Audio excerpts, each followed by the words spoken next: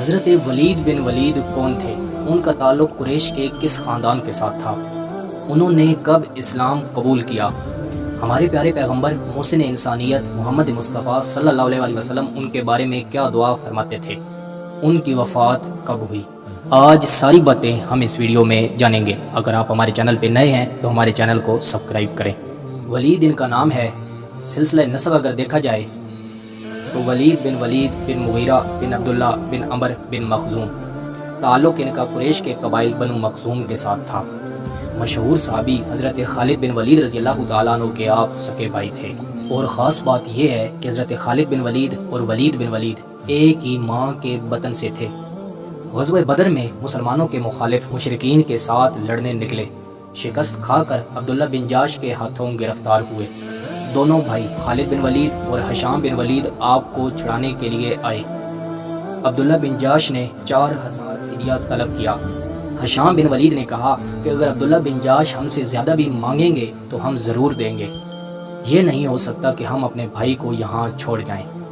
ولید بن ولید بھاگ کر ہمارے پیارے پیغمبر کے پاس آئے اور اسلام قبول کیا۔ دوبارہ جب بھائیوں سے ملے تو انہوں نے کہا کہ تم نے اسلام لانا ہی تھا تو پھر فدیہ دینے سے پہلے ہی اسلام لاتے اور مسلمان ہو جاتے۔ ولید بن ولید نے جواب دیا، اس وقت اس لیے اسلام نہیں لایا تھا تاکہ قریش کو یہ تانا دینے کا موقع ہی نہ ملے کہ ولید بن ولید نے فدیہ کے ڈر سے ہی اسلام قبول کیا۔ اسلام لانے کے بعد مکہ گئے، اور مکہ جانے کے بعد دوسرے مسلمانوں کی طرح ان کو بھی گرفتار کر لیا گیا۔ ہمارے پیارے پیغمبر محسن انسانیت ولید بن ولید کے لیے دعا فرمایا کرتے تھے۔ قید سے فرار ہونے میں بھی کامیاب ہو گئے تھے، لیکن نبی علیہ السلام نے واپس بھیج دیا اور فرمایا کہ وہاں کا لوہار اسلام قبول کر چکا ہے، تم وہاں ٹھہرو۔